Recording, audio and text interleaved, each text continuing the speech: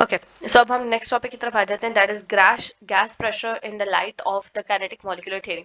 इससे पहले हम जो है वो kinetic energy is directly proportional to temperature, ये वाली पूरी डेरिवेशन कर चुके हैं, एंड ये डेरिवेशन लिटरली इंपॉर्टेंट है। ठीक है, जितनी भी डेरिवेशन है ना इस चैप्टर की वो इंपॉर्टेंट है, उनको ध्यान देना है। और आप देख रहे हो कि बड़ा लॉजिकली ये चल रहा है। ठीक है, डेरिवेशन बड़ा लॉजिकली चल रही होती हैं, स्टेप बाय स्टेप। तो अगर आपको जो है वो चीजें याद है ना, समझ आ रही हैं कि भाई ये वाली गैस इक्वेशन ये थी, ये वाली ये थी, या अगर आपको ये ट्रिक समझ आती है कि पीवी इज इक्वल टू अगर के आर टी, तो मैं पीवी की जगह आर टी भी लिख सकती हूँ, तो आप इजीली डेरिवेशन कर सकते हो, है ना। तो इसमें आपको कोई Yes, मुश्किल ma'am. तो नहीं होगी अभी तक, ईमान? No, ma'am. ओके, चले अब गैस प्रेशर वाले टॉपिक को रीड आउट करना शुरू कर। Okay, ma'am. Gas pressure in the light of kinetic molecular theory. According to kinetic molecular theory, gas molecules are in constant random motion. They move in straight line until they collide with another molecule or the wall of the container. The pressure of a gas in a container is due to the force exerted by its molecules on the walls of the container. The average kinetic energy of gas molecules is directly proportional to the Kelvin temperature. So the average kinetic energy of a collision when a gas molecule collides with the walls of a container will not change at constant temperature. हाँ, अभी देखो हम लोगों ने ऊपर पढ़ा है कि दैट जितनी ज्यादा टेम्परेचर होगा उतनी ही ज्यादा काइनेटिक एनर्जी होगी ऑफ द मॉलिक्यूल्स। और काइनेटिक एनर्जी क्या है? Is the energy possessed by the molecules due to their motion या फिर बॉन्ड। ईमान, कौन सी चीज? Mm, kinetic energy is due to motion या फिर बॉन्ड, ये मैंने अभी पिछले motion लेक्चर में आपको पढ़ाया है। Very good, due to motion. Exactly exactly. तो अब क्या है कि काइनेटिक जब गैस मॉलिक्यूल्स के अंदर काइनेटिक एनर्जी होगी तो वो क्या करेंगे? वो एक जगह से दूसरी जगह मूव करेंगे। जब वो एक जगह से दूसरी जगह मूव करे, it means that they are possessing their kinetic energy. Okay, अब क्या होगा कि दैट जो आप उनका टेम्परेचर इंक्रीज करो, इसका मतलब आप उनको थर्मल एनर्जी प्रोवाइड करो। वो थर्मल एनर्जी उनके अंदर किस में कन्वर्ट हो जाती है? काइनेटिक एनर्जी में कन्वर्ट हो जाती है। और वो क्या करते हैं? इधर उधर और ज्यादा मूव करते हैं। अब क्या होगा कि पहले आपने कम टेम्परेचर दिया था तो कम मॉलिक्यूल्स मूव किए, लेकिन अब अगर आपने टेम्परेचर ज्यादा दे दिया तो ज्यादा मॉलिक्यूल्स मूव करेंगे और वो ज्यादा इधर उधर कोलाइड करेंगे। ठीक है, अब जब ये मॉलिक्यूल्स कोलाइड, देखो पहले क्या है कि according to the kinetic molecular theory, gas molecule straight path में मूव करते हैं until and unless they collide with each other और with the walls of the container. ठीक है, जब ये वॉल्स ऑफ द कंटेनर के साथ टकराते हैं तो ये होता है कि दैट इनका जो ये है वॉल ऑफ द कंटेनर के साथ टकराने की वजह से ना उसके ऊपर एक प्रेशर एक्सर्ट करते हैं। देखो आप बॉल मारते हो दीवार के ऊपर तो एक आवाज आती है, क्यों? क्योंकि आपका जो जिस प्रेशर से वो बॉल आ रहा था, जिस स्पीड से वो बॉल आ रही थी, वो कन्वर्ट हो गया into the force exerted on the wall. ठीक है, अब क्या है? वो force exerted on the wall क्या कहलाएगी? वो प्रेशर कहलाएगी। ठीक है, अब इसको देखो जरा, gaseous pressure in various units. ये ऊपर वाला पॉइंट क्लियर हो गए? Yes, ma'am. ठीक है, चलें अब हम आ जाते हैं इस नेक्स्ट पॉइंट की तरफ, gaseous pressure and its various units. When a balloon is inflated, its wall expands. The balloon walls tend to collapse due to the squeezing of air trapped inside. However, this must be counterbalanced by a force exerted by the trapped gas. This force is called pressure. So, a force being exerted over a unit area is called pressure. So, P is equal to Fa, where P is measured in its Pascal. Not Force F is A ईमान, F है होता है this, F multiply by A, it is F over A. ठीक है, okay, ma'am. बेशक इसको write down कर लो ताकि नेक्स्ट टाइम भूले ना। राइट डाउन करने का मैं इसे कहती हूँ बिकॉज जब आपके दिमाग के साथ साथ आपके कान के साथ साथ आपके हाथ भी वर्क करते हैं ना, वो चीज कभी नहीं भूलती। ठीक है, ठीक है, where pressure is Yes, measured ma'am. In pascal.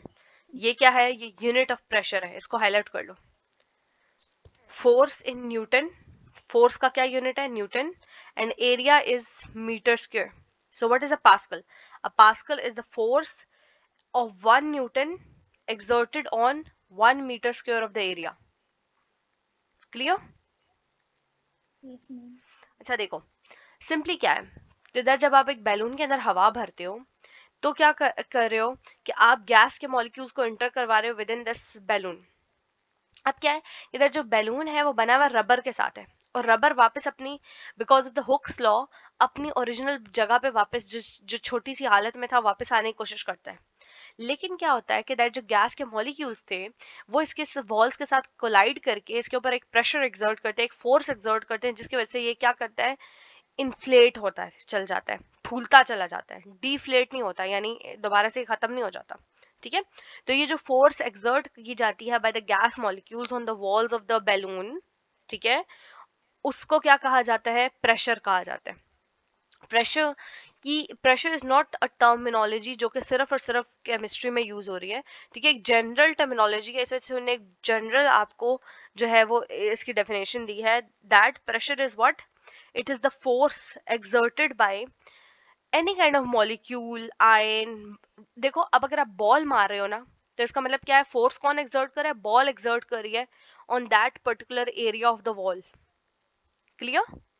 तो ball is Yes, exerting the pressure in that situation. So यहाँ पे कौन एक्सर्ट कर रहा है pressure, molecules of the gas. Clear? yes, ma'am. So force का फॉर्मूला, सॉरी, प्रेशर का formula क्या है, ये फॉर्मूला हाईलाइट कर लो, दैट फोर्स ओवर एरिया। अब प्रेशर का यूनिट क्या है, पास्कल, वो हम देखेंगे अभी, 1 पास्कल किसके इक्वल होता है। Force is equal to newtons, and area हमेशा मीटर स्क्वायर में लेती हो। वॉल्यूम किस में होता है ईमान, Um, मीटर क्यूब में होता है। yes, ma'am. Note down this point, volume जब भी देखो ना, ये यूनिट्स याद करना क्यों जरूरी है, कि दैट ये आपको ना, एक तो आपका जो आंसर होता है उसके एंड पे यूनिट्स के अलग से मार्क्स होते हैं। ठीक है, दूसरी बात ये होती है कि दैट आपका ना जो न्यूमेरिकल जनरली दिए जाते हैं उनके अंदर आपको उस जो वैल्यू है वो डायरेक्टली नहीं बता दी जाती कि इतना प्रेशर एक्सर्ट किया जाता है, उसको घुमा फिरा के दिया जाता है। लेकिन जब आपको यूनिट याद होगा तो आपको पता होगा कि अच्छा ये यूनिट इसके साथ लिखा हुआ है, इसका मतलब ये प्रेशर की टर्मिनोलॉजी है। अगर पी ए लिखा हुआ है तो इसका मतलब ये पास्कल है, इसका मतलब ये प्रेशर की बात हो रही है। अगर मीटर स्क्वायर लिखा हुआ है इसका मतलब एरिया की बात हो रही है। ठीक है, तो ये यूनिट्स आपको फिंगर टिप्स पे रट्टे हुए होने चाहिए सारे। Okay, ma'am. ओके, अब देखो, द ऐसा unit of the pressure is pascal, जो नॉर्मल स्टैंडर्ड यूनिट है वो पास्कल है। ठीक है, यहाँ पे जो फोर्स का यूनिट है that is Newton, and area का क्या है, मीटर स्क्वायर। अब 1 पास्कल किसके इक्वल होता है, 1 न्यूटन पर मीटर स्क्वायर। ठीक है, ये कैसे आया, ये आया ऐसे कि that force is equal to newton and area is equal to metre square.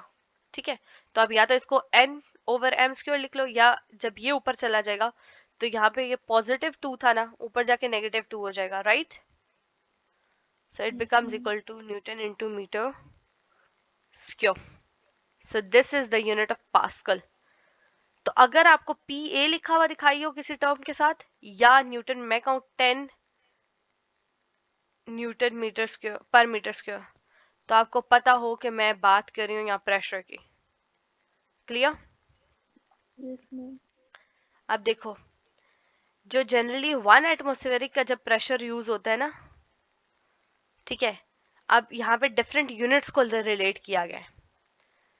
जैसे अगर मैं कहूँ 1 एटमोस्फेरिक प्रेशर है, तो इसका मतलब उसके अंदर कितने पास्कल होंगे, One. 101325 पास्कल, या इतने जो है वो न्यूटन पर मीटर स्क्वायर होंगे। ठीक है, अगर मैं पास्कल या न्यूटन पर मीटर स्क्वायर के बजाय पीएसआई का यूनिट यूज करती हूँ, दैट इज पाउंड्स पर स्क्वायर इंच, ये भी प्रेशर का यूनिट है। आपको ये बात याद रखनी चाहिए ईमान, कि ये एटमॉस्फेयर वाला भी जो है वो एटमॉस्फेरिक प्रेशर, ये भी प्रेशर का यूनिट है, पीएसआई भी प्रेशर का यूनिट है। ठीक है, अच्छा, तो ये कन्वर्जन आपको याद रखनी है। सेकंड कन्वर्जन क्या है, एटमॉस्फेरिक प्रेशर की ही किलो पास्कल के अंदर। ठीक है, फिर टॉर भी प्रेशर का यूनिट है, मिलीमीटर ऑफ एच जी भी ये यूनिट है। ठीक है, इसी तरह अगर आपने कन्वर्ट करना है इनटू न्यूटन मीटर या अर्ग्स या kilogram per metre square, sorry, kilogram metre square per second square, ठीक है, वो आपने उसमें कन्वर्जन है। फिर इस तरह 1 जाउल और 1 कैलोरीज है ये, हाँ, 1 calories is equal to 4.18 joules and 1 atmosphere. अच्छा, जनरली आपको कौन कौन से आते हैं मैं आपको बता देती हूँ। वैसे आपने ये याद सारे करने हैं, याद सारे आपको होने चाहिए, लेकिन जनरली कौन सा होता है, ये वाला। एटमोस्फेरिक वाले ना आप सारे रटोगे, ठीक है। तो आपने एटमोस्फेरिक वाले सारे के सारे ये याद कर लेने हैं। अब देखो ये क्यों इंपॉर्टेंट है, अब आप इनकी कन्वर्जन देखो। उन्होंने कहा 10 पास्कल को, 10 पास्कल को आपने कन्वर्ट करना है इनटू किलो पास्कल, ठीक है। Yes, ma'am. अब देखो 1 किलो पास्कल, किलो का क्या मतलब होता है, के, ये आपने पढ़े थे ना, एक्सा बीटा टीरा वगैरह। तो उसमें किलो का क्या मतलब होता है, 10⁻3। तो जब किलो पास्कल लिखा हुआ है तो इसका मतलब 10⁻3 पास्कल होगा, ओके। तो आपको पता होना चाहिए 1 kilo pascal is equal to 10⁻3 pascal या 1000 पास्कल्स, ठीक है। लेकिन आपको क्या चाहिए, आपको 1000 पास्कल्स के लिए नहीं चाहिए, आपको 10 पास्कल्स के लिए चाहिए। क्लियर? Yes, ma'am. तो आप देखो, सबसे पहले आप ये टर्म लिखोगे, 1 kilo pascal is equal to 1000 pascal. फिर आप क्या लिखोगे कि 1 किलो पास्कल डिवाइडेड बाय 1000, यहाँ वाला जो 1000 था आप उसको क्या करोगे, इधर शिफ्ट कर दोगे, इज इक्वल टू के साइड। 1000 इज इक्वल टू यहाँ क्या बचा, फिर वहां पे जब शिफ्ट कर दोगे तो यहाँ सिर्फ 1 पास्कल बचा, राइट। तो 1 pascal is equal to 1/1000 kilo pascal. समझ आ रही सिचुएशन की? Yes, ma'am. अब हमें 1 पास्कल का तो नहीं चाहिए, हमें कितने पास्कल्स का चाहिए। 10 Pascals का तो जब हम यहाँ 10 मल्टीप्लाई करेंगे तो इज इक्वल टू के दूसरी साइड भी 10 क्या होना चाहिए, मल्टीप्लाई का यस। तो 10 इंटू 1/1000, यहाँ पे भी क्या हो जाएगा, 1 इंटू 10 डिवाइडेड बाई, सॉरी 10,000। यहाँ का यूनिट क्या था, पास्कल, और यहाँ का यूनिट क्या था, kilo kilo pascal. Pascal. Very good. तो ये देखो 0 0 कट गए, और 1 डिवाइडेड बाय जब 100 होता है तो वो क्या होता है, 0.01 आता है इसका आंसर, ठीक है। तो 10 pascal is equal two kilo, 0.01 kilo pascal. ये लिख रहे हो आप साथ साथ? Yes, ma'am. Good. Clear? Yes, ma'am. अब देखो अगेन, उन्होंने कहा आप 10 पास्कल्स को कन्वर्ट करो एटमॉस्फेयर के अंदर, ठीक है। तो अब आपको पता है एक एटमॉस्फेयर कितने पास्कल्स के इक्वल है, 101.325 पास्कल्स के, राइट। अगेन आप क्या Yes, ma'am. करोगे, यहाँ पे 1 पास्कल आपने लाना है, तो ये वाली जो वैल्यू है वो सारी की सारी इधर ले जाओगे, है ना। तो यहाँ क्या Yes, हो ma'am. जाएगा, 1 डिवाइडेड बाय, मैं इसको अब दूसरे से लिखती हूँ, 1/101325 pascal. Clear? Yes, ma'am. Again फिर 10 को मैं दोनों साइडों पे मल्टीप्लाई कर दूंगी, और ये वैल्यू नीचे ही रहेगी।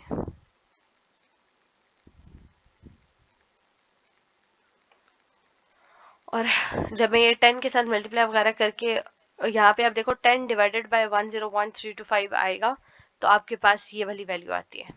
तो 10 पास्कल किसके इक्वल आ जाता है, this value of atmospheric pressure. Clear? Yes, ma'am. कोई कंफ्यूजन है इसमें? No, ma'am. अब आप ये वाली सेल्फ चेक एक्सरसाइज खुद कर सकते हो ना, Yes, ma'am. ठीक है। सिंपली यहाँ से यूनिट्स निकालने और कन्वर्जन्स करनी है। ये सेल्फ चेक वाली नहीं होती है तो मुझे बता दीजिएगा, हम एक एक करके ना इनको सॉल्व करके अपलोड कर दूंगे मैं, ठीक है, या Okay, ma'am. डायरेक्टली क्लास में आपको समझा दूंगी, Okay, ma'am. ओके। लेकिन ये होमवर्क में इसे जिससे दे रही हूँ, ये होमवर्क बल्कि आप करेंगे और आप मुझे कल चेक करवाएंगे। होमवर्क इसे से देने का मकसद होता है ताकि आपके ना लेक्चर की रिवीजन हो जाए। सो ये वाला टॉपिक हमारा यहीं पे एंड हो गया। अब नेक्स्ट हम जो है वो बॉयल्स लॉ स्टडी करेंगे इसका।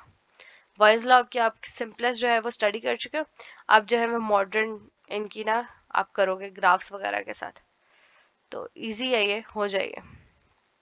ओके, सो हम इसको करते हैं, यहाँ वाले लेक्चर को हम एंड कर देते हैं। प्रेशर वाला समझ आ गया ना पूरा phenomena? Yes, ma'am. Okay, Yes, ma'am.